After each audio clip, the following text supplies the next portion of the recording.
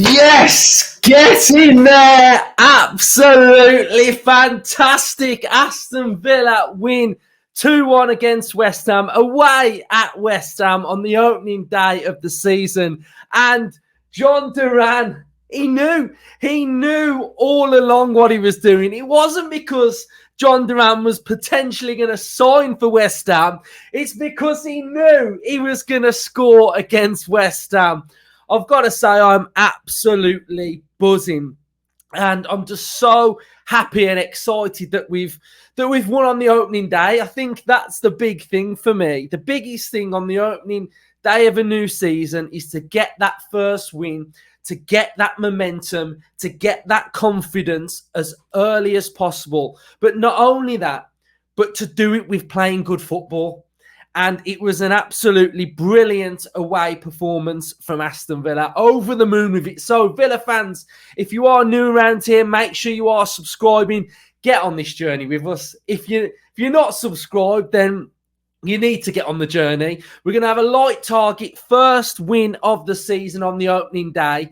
Let's go big. 1,300 likes. Let's get there, and comment your thoughts in the comment section down below. So, the starting lineup for Villa, I called it. If you were watching the predicted lineup, then watch the next one because I called it. So, lineup was pretty much bang on what we expected. We felt like Onana, Tielemans were going to start the game. We'd got Maatsen was going to be on the bench. He was going to start Luka Dean. Watkins made the starting lineup, which was really, really good. So, yeah, we started the game really, really well on the front foot, controlling the game. We were creating chances. We were dictating play. And I'd say for the first 30 minutes, that was absolutely unbelievable football from Villa. To be able to go to the London Stadium and dictate the tempo, nullify the crowd, settle everything down, just take off where we left off from our good form, and how well we were doing things last season. It was absolutely fantastic. So, yeah, really, really pleased. We'd started the game so well, and an area that I wanted us to massively improve on from last season, I've seen signs of early progress. First set piece of the game for Villa, Onana, back of the net, bullet header. He left Antonio and he got his head on the end of it, and he's running up to McPhee, and it's straight off the training ground, and McPhee needs massive credit. So, we saw one phase of Onana's game, physicality, aerially dominance in the opposition box, which was absolutely brilliant to see. So Villa 1-0 up, and we just open them up at will at this point. We've got Bailey who rounded the keeper and hit the post. We've got McGinn who probably should have got one on target. We're creating so many chances and we were doing so many things well. But, the big thing for me that was eye-opening was our dominance in midfield. That double pivot midfield two of Tielemans and Onana was exquisite. It had balance, it had guile, it had a partnership that was already there. We'd got, the dictating of the tempo from Tielemans that was just driving us forward, head up Tielemans, looking at passes, playing through balls, mopping things up. We'd got Onana being combative that was just winning everything airily. Onana, I said that his presence in that midfield will be amazing for Villa, and it was unbelievable.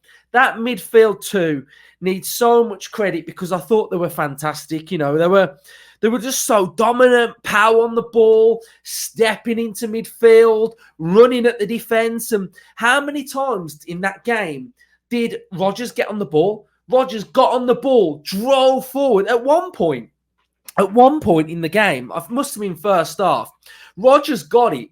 And I don't think I've ever seen a player dribble as quick as Rodgers has dribbled with a ball. He was just so fast with the ball. And yeah, Rodgers was such a threat in that second striker role, dropping deep, driving us forward. He was class. And, he had some chances in this game as well, Rodgers, that he probably should have buried. But First off, we were absolutely fantastic. And it kind of had that vibe of a team that has had so many chances that the other team are going to go straight down the pitch and score.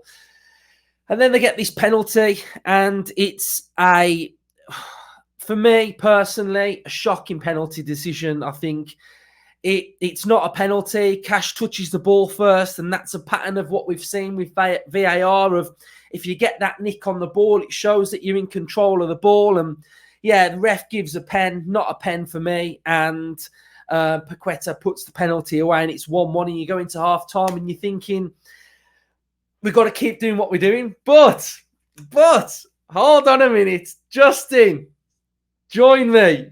Oh, yes. How are you feeling, my friend? Because that was brilliant. Yeah, brilliant. It was absolutely outstanding. I mean, I'm still coming down from it, to be honest. We was all a little bit nervy going into the game. We've had a bit of an up and down pre-season, lots of comings and goings, lots of negativity in the main press, the London press, the Sky press. They want Villa to fail, don't they? Can't wait for us to fall off a cliff, can they? Champions League, you're not going to compete in the Champions League and the league. What they're forgetting is we are a very good team now with a structured, phenomenal coaching team and a really good set of players. I always felt we've put out more or less an 11 today that was there last season, and that's exactly what we did. It was a very, very sensible move. Yes, we've got players that we've signed on the bench that can come on, and ultimately they impacted on the game. But we only needed to start Onana in a very critical position, and he was phenomenal. The other 10, they're that season. They know the drill. They know exactly what they're to do. And for, I'm going to say 60, 70 minutes of that game, we controlled that game a treat. It was only a pathetic decision that rocked the boat in the middle of the game, but I mean, I could talk all night, Luke. It was joyful to watch. We can be here all night. I've sort of covered the first half, so we'll get into the second half in a minute. But that man, Unai Emery, he knows what he's doing. He has got a very, very good team here, and we are very, very good. And I'm so buzzing because there's so many things that we already know that have happened in that game. Number one, Onana, unbelievable. Tielemans, first class. That partnership for me was outstanding. So good. Rodgers was unbelievable as well. And then the substitutions all played their part when they were coming on. Ramsey picking up the ball, finding that half space, driving forward. We're going to get onto the main run in a minute. We've got Maatsen. Oh my God. We'll get onto it now. Maatsen, the touch to feed. Who did he feed? Was it Rodgers? No, Ramsey. It was Torres, Maatsen, Ramsey, Duran. Duran, get in there, Duran. But Duran, he comes on and he's recharged, refreshed. You can see his demeanour. He's talking to his teammates. He's fully on board. He's on the same page. He's doing this. He's saying once he's put that one away. And bearing in mind, he had one before that he probably should have scored. And he hit the side netting. And I even saw in his little celebration a little bit of this. I've called it on X that I think he might be signing a new deal. But Duran, that is the Duran that we know is there. And keep his head down, keep working hard, and he's going to be some player. But his hold-up play, his touch, his passing, his link-up. Talk to me about that goal, Justin, because I thought the commentators were saying that, West Ham are in control here. And I thought second half, it was quite in the balance, that game. It was quite, but not end to end. We didn't lack control, but that they've got good players, haven't they? Like Kudus, what a player he is, and they are going to be a really good team, West Ham. And I felt like second half, it was just one of them where we were kind of each just feeling each other out. But talk to me about the goal. Talk to me about Duran. Talk to me about Rodgers, Ramsey. Talk to me about Maatsen. Talk Just to me. talk to me. Just talk to me, son. Right, where do you start? Right, I'll start with Duran, the match winner, the enigma that is John Duran. Look, I'll put my cards on the table with John Duran. He has annoyed the hell out of me, and had he have left, I wouldn't have missed. I wouldn't have missed him, I'll be brutally honest now, because of what he did, what he's done off the pitch, how he's treated the club in the summer, the daft things he's done, annoyed the hell out of me. But what was never in doubt was the quality he has shown on the pitch. On the pitch, Duran, brilliant. Off the pitch, Duran, totally different kettle of fish. Now, he's 20 years old, and it's been alluded to this week by Unai Emery that we are drawing a line under it. We've had a chat. We're gonna sort it out. Seems to be staying at the club now. I think that performance probably nails it, if I'm honest. I think that shows that he's not going anywhere. Yeah.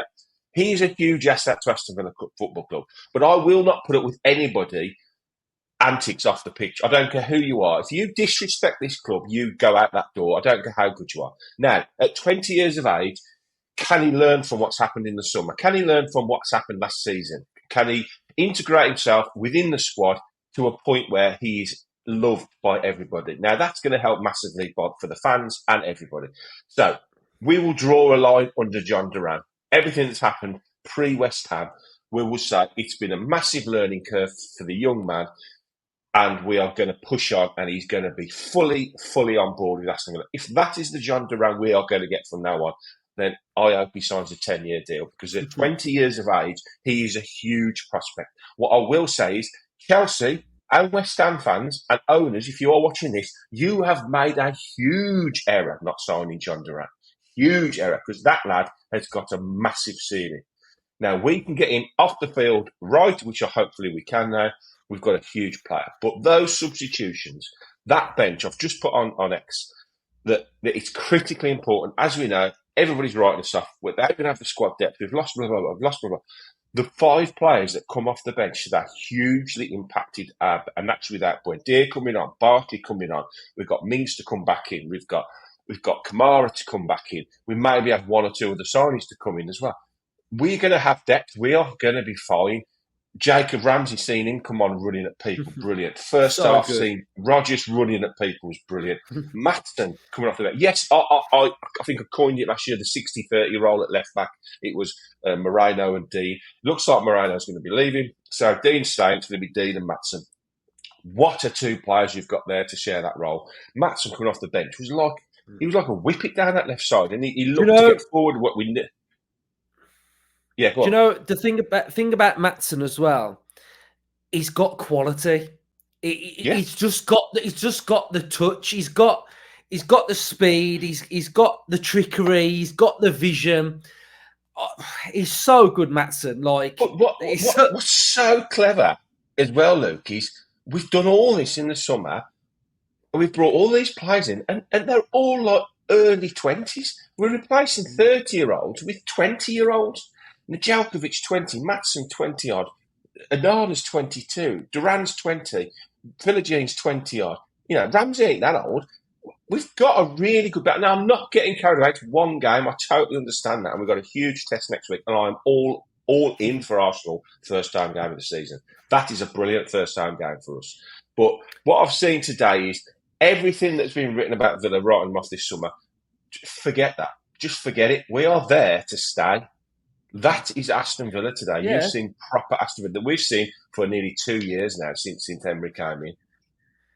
Yeah, I think I really hate that phrase, Justin. Don't get carried away, because I think we deserve. We're a good team, and and us as fans deserve to enjoy it. And like you rightly say, everybody's wrote us off. And yeah, it's first game of the season. I don't care. We don't win first games of the season, so we can enjoy today. Often, yeah. And there's some very, very good signs after this game, because we're away from home. We've won our first away game. And don't get me wrong, this was a difficult game. Julian Lopetegui's first game at the London Stadium.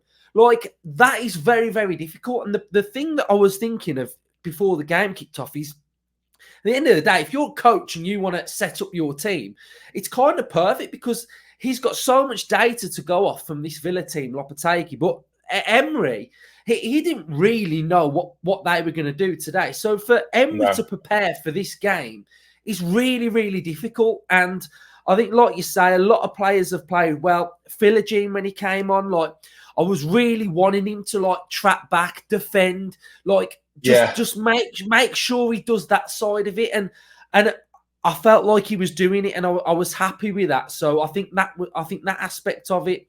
I thought Bailey got kicked off the park, but again, he didn't hide. You know, Bailey, from when he first came, you wouldn't have seen him after the first kick, but he keeps getting kicked and kicked and kicked, and he keeps going and he keeps playing. And I felt like that was really good. So I think all in all, it was a very, very good performance from Villa. And I think it was carrying on from the good parts that we'd seen last season as well. So I'll quickly just run through a couple of the stats as well, just so we can paint a little bit of the game in a picture as well. While you're getting them up, I'll just say I think it was a good time to play at West Ham as well today, because I think he'll learn a lot from that, Lopetegui, and I don't think he'll make the same mistake. I think it won't be that long now before you see Somerville, Fulcrum and Kudos front three. I think that'll be their front three going forward, and I think that'll happen very, very quickly, even maybe next week. I thought the defensive midfielder that they signed on a free was a bit lost today, so I think you might see Ward-Prowse coming back in there, who improves them. And I think the two centre halves, that they've signed, and the right back, Wan-Bissaka. So it was a good time to play West Ham. Having said that, it was a very good Villa performance. So it doesn't matter. You've still got to put the performance in, and we did that today. Yeah. Definitely. So we can see from here then that we had 49% possession. We had 4 big chances. They had 4. We had 15 shots. They had 14. We had got here 15 shots, 3 on target for Villa. We hit the woodwork once. And then what we can see from the league table is that we are pretty much back where we are. So one game, we're in fourth place. So there we go. Remember, guys, table don't lie. The table doesn't lie. We can have a quick little look at the average positions from a Villa point of view. And I think, again, it's what you want to see from the average positions, I think, anyway, is pretty much how your system and how your players sort of playing their positions, which I think is really understandable. We've got Onana here pretty much absolutely everywhere. We've got Tielemans the same, little bit deeper. We've got Luka Dean going forward. We've got Pau, we've got Konsa, we've got Matty Cash, Leon Bailey in that attacking area. McGinn, I thought McGinn was a little bit anomalous at times, but I think for the team, he worked really, really hard. Watkins, you can tell that he's sort of getting back to fitness and good back where he needs to be. Yeah, definitely. I thought Cash was okay. I think he got run ragged a little bit at times, but there was times where he defended really well. I felt like his recoveries were quite good as well. I'll say one thing on Cash. I feel like he's going to be a bit of a scapegoat this season. I think a lot of people are going to be gunning for Matty Cash. And, I saw a lot of it when the parents were, Cash, I've had nothing. I think he showed his importance to this team. Nedeljkovic has had a really, really good summer. Really good summer. He looks a real player for an 18-year-old, and he's a great backup for right back.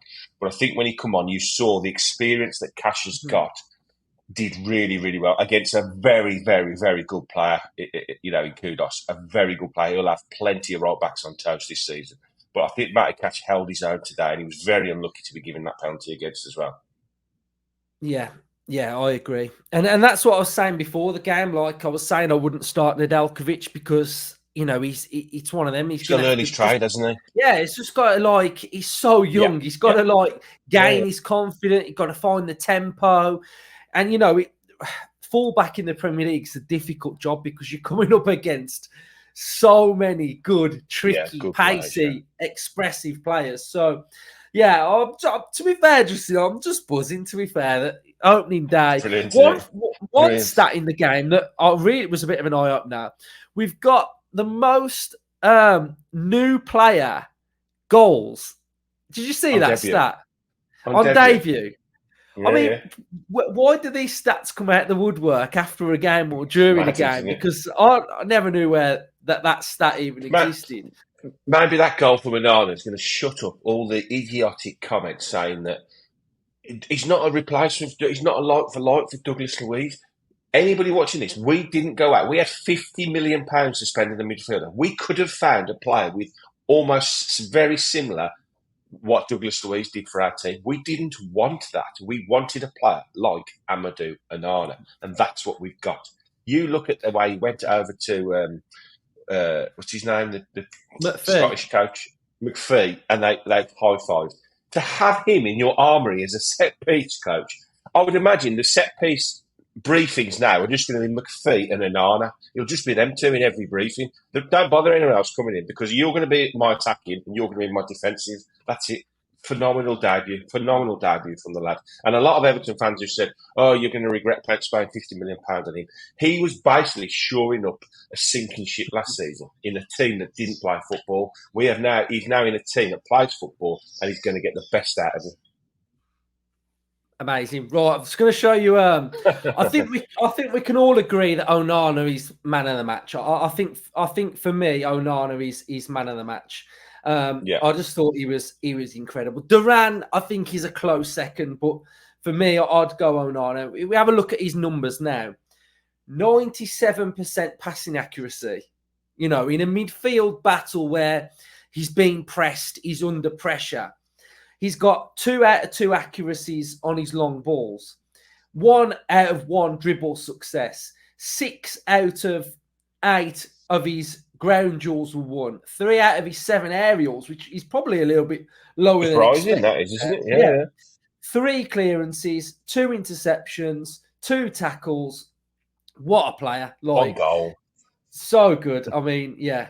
And he was even there in defending set pieces as well. He was getting his head on a lot and he was being that presence that we needed. SofaScore gave Onana man of the match as well. So, yeah, really, really good. Really pleased. How good were him and Tielemans, mate? I mean, I did a thing on Twitter the other day and talking about the top 8 and I was asked my opinion on who Villa player of the season would be this season. And I said, Yuri Tielemans. Because he's going to have that run of games now in that double pivot with Onana. And he's proved today that calm head, the experience he's got, the ability and quality he's got on the ball is massive for us. Him and Onana together in that double pivot, I didn't think we'd ever get any better than Luiz and Kamara. But those two together, they're so lovely together. They're so, they just merge together and they complement each other's game so well. So, yeah. Brilliant day. The weird thing about that partnership is though that it's like kind of cheat code because like how you sign new players and you need them to get them to gel and get a relationship. Like the 2 play for Belgium as the 2, so it's perfect because they've got that understanding and yeah, I'm absolutely buzzing. So Villa fans, that'll be it for us today.